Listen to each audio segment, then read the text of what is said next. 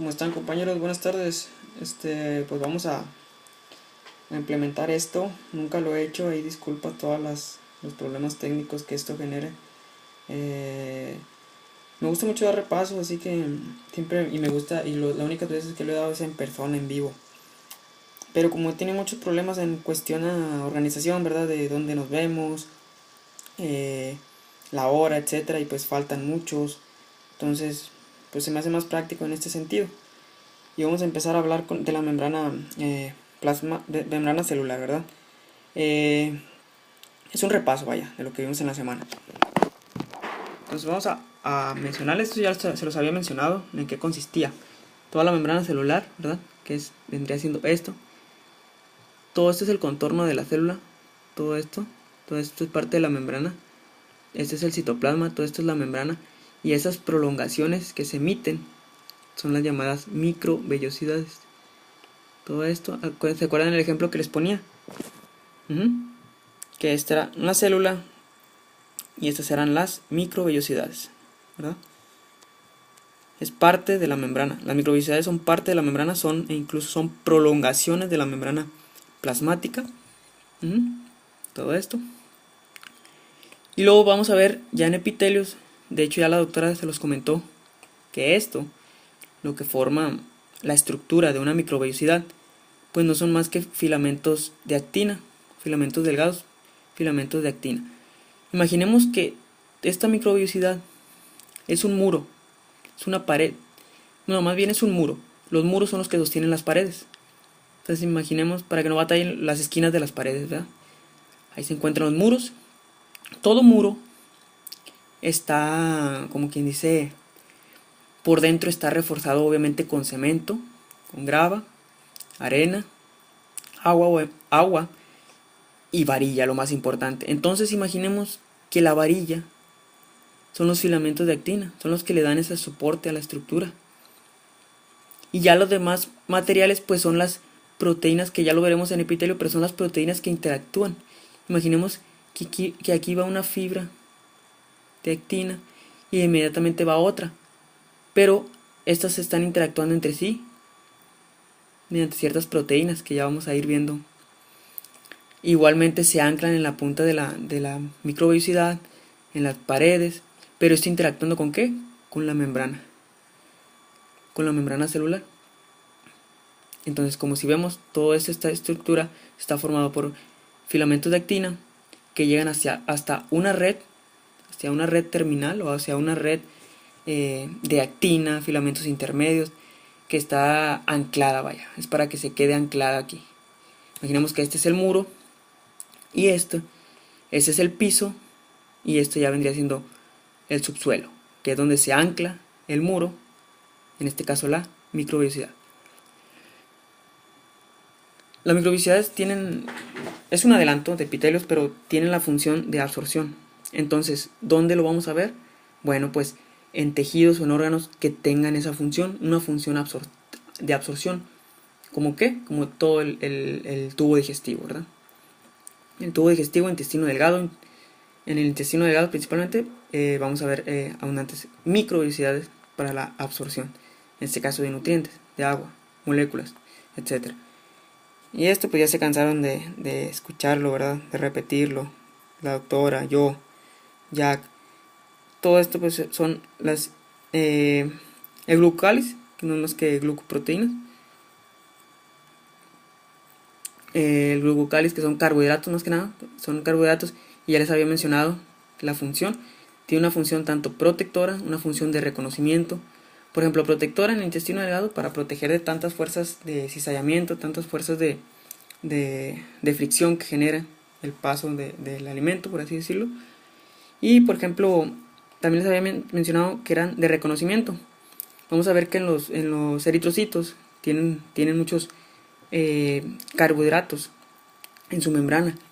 Esos carbohidratos son de reconocimiento, en este caso son carbohidratos específicos que se encuentran en la membrana y es lo que le da el tipo sanguíneo. Es decir, dependiendo qué tipo de carbohidratos se encuentre en la membrana, pues es el tipo sanguíneo al que derive este eritrocito. Y es lo que pues nos brinda el tipo sanguíneo. no es más que el tipo de carbohidratos que se encuentra en la membrana. Es por así decirlo un ejemplo, ¿verdad? Bueno, esto también ya lo habíamos visto. Nada más la importancia que quiero recalcar es las proteínas, todo lo que forma o la complejidad de la membrana, ¿verdad? Su porción hidrófoba, que están entre ellos unidos, la porción hidrofílica en los extremos, citoplasmático y extracelular. La importancia también de las balsas lipídicas, como tienen ciertas moléculas de colesterol o ciertos fosfolípidos, glucosfingolípidos que se encuentran como que muy conglomerados, muy juntos, y esa aglomeración nos sirva para tener receptores específicos o algunas moléculas que se encuentran aquí que sirvan pues de señalización. Las proteínas integrales, como les habíamos dicho, integran toda la porción de la membrana, y las proteínas periféricas, que ahorita con esta técnica, la criofactura, nos va a servir para identificarlas.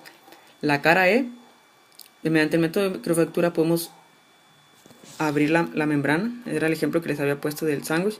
Abres la membrana, separas ambas capas, y al separar ambas capas van a crear dos caras o dos porciones, que es la cara E y la cara P.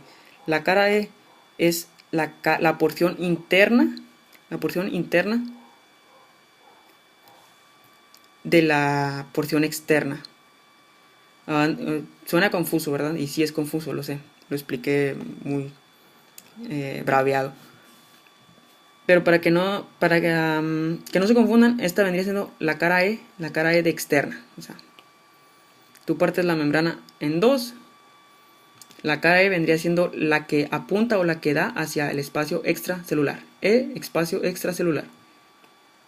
Relaciónalo con espacio extracelular, de externo o hacia afuera. Y la cara P o cara protoplasmática, relaciónalo con el citoplasma, con la porción interna. Y siempre va a tener muchas más proteínas, que estos vendrían siendo estos como que puntos, como que estos como cráteres, que lo va a formar que es donde estaban las proteínas. Obviamente, en la cara E, podríamos decir que esas porciones más grandes podrían ser las proteínas integrales. Recordemos que las proteínas integrales pues atraviesan toda la membrana. Y las porciones más pequeñas pues podrían ser proteínas periféricas, ¿verdad? Pero esto te demuestra la técnica de criofactura que se encuentra en la membrana más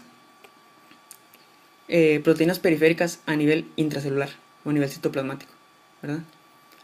Es lo que te puede demostrar.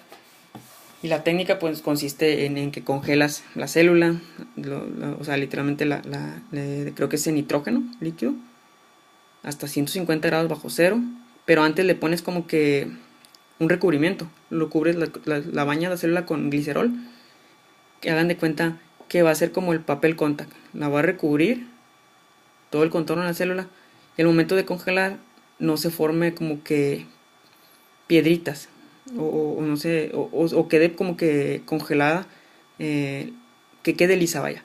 Y al momento de dar la cuchilla o el navajazo, no queden como que grietas o no queden malos cortes. Es como que para eso sería la función. Y aquí para recalcar nada más, pues las funciones que pueden tener las proteínas de membrana, que esto ya lo habíamos mencionado, que pueden actuar de bombas, de conductos, de receptores, y pues proteínas estructurales, que todas estas, lo que son las proteínas estructurales y las proteínas integradoras, las vamos a ver. Y los receptores, pues no, eso lo van a ver más en fisio. También las bombas, los conductos en fisio. Pero las proteínas integrales y las proteínas estructurales, lo vamos a ver en epitelios, ya más a fondo. Entonces también para entender la célula hay que entender que hay distintos tipos como las sustancias pueden pasar. Recordemos que la membrana es muy selectiva. La membrana es muy selectiva, esto quiere decir que no cualquier molécula, no cualquier sustancia puede atravesarla. Por difusión simple entendemos que es libre de energía. Es decir, Por lo general en difusión simple son moléculas liposolubles que pueden atravesar la membrana sin ningún problema. En dado caso como los ciertos gases como el oxígeno, el dióxido de carbono, u hormonas esteroideas que son, pues, como les digo, son liposolubles, son sustancias que pueden atravesar libremente la membrana debido a sus características. Entonces va a depender de su tamaño, de su liposolubilidad, su tamaño, su carga también. En cuanto a las proteínas transportadoras, pues por lo general hay cotransportadores, es decir, una sustancia pasa activamente y se regresa a otra, o proteínas transportadoras que simplemente pase una, pero esto ya depende de energía. Las proteínas de canal, estas son canales que tienen, o proteínas que tienen cierta especificidad para ciertas moléculas. Es decir, hay canales de agua, hay canales de sodio, de potasio, de calcio, que son exclusivas. Es decir, una proteína de canal es exclusivamente, por ejemplo, para agua. Para agua, podemos poner un ejemplo, se llaman las acuaporinas. Estas acuaporinas pues, son exclusivas, específicas para la molécula de agua y pueden atravesar. Pero esas proteínas de canal no siempre están abiertas, necesitan cierto estímulo o ciertas reacciones para que se abran y puedan pasar la molécula. En cuanto aquí, pues es libre. Vamos a ir con los medios de, ¿cómo se dice? De transporte de la célula. Y aquí podemos poner el primer ejemplo, que es la endocitosis. En la endocitosis igualmente no sucede pues así por así, ¿verdad? Siempre tiene que haber una señal o una molécula de señalización, que en este caso, esas podríamos poner el ejemplo de la clatrina, ¿verdad? La clatrina, que son los como que anillos o los trisquelones, le llaman en algunos libros. Esos se pegan, imaginen que aquí llegan las moléculas de clatrina, las porciones de clatrina, y generan ciertas como que receptores en la membrana. Entonces ciertas sustancias captan esos receptores, ¿y qué pasa? Se van uniendo a esos receptores. ¿Y qué sucede con la membrana? Pues se va, como que dice, hundiendo, se va sumiendo, se va engullendo, hasta que se van uniendo más moléculas y genere un cierre de la membrana, y después llega otra molécula aquí a cortar el muñón, que no me acuerdo, creo que es la adaptina, o no recuerdo la verdad, eso chequen ustedes, que puede hacer pregunta de examen, qué molécula. Y pues ya, acuérdense, ya que se zafa de la membrana, esta se va a transportar gracias a las proteínas, a las estructurales, como los medios de transporte, ¿verdad? Como en este caso los microtúbulos que generan el transporte. Entonces, un ejemplo de endocitosis, bueno, pues hay muchas sustancias que pueden ser endocitadas. En este caso podrían ser ciertos iones, ciertas, incluso, bueno, podemos poner el ejemplo de bacterias, etcétera. Caso contrario, la exocitosis, que ahorita vamos a ver cómo lo podemos explicar mejor, porque estas no están muy claras. En el examen les van a poner más que nada como que micrografías electrónicas, ya sea de barrido, de transmisión. Pero aquí para resaltar, esta es una célula endotelial, es un vaso sanguíneo. Esta es la luz del vaso sanguíneo, está en dirección de la membrana basal, que acuerden, les había dicho que la membrana basal es donde está acostada, donde está parada la célula. Esta es la unión de una célula, esta es una célula, esta es otra, y esta es la unión, que ya lo explicaremos en epitelio. Pero aquí para resaltarles estas pequeñas vesículas que se están formando por endocitosis. Vesículas, en este caso lo pone ejemplo de la pinocitosis, que la diferencia pues es simplemente el tamaño de la vesícula. Nada más, estos por ejemplo que ya están a punto de ingresar totalmente a la célula. Hagan de cuenta que al momento de llegar a la sustancia, se va hundiendo hasta que se rompe. Aquí llega una molécula que no recuerdo el nombre, se la pueden checar aquí, y rompe. ¿Y qué pasa con esa porción de membrana? Bueno, pues se va, es como un intercambio. Cuando hay endocitosis, la membrana se achica o se va juntando la célula.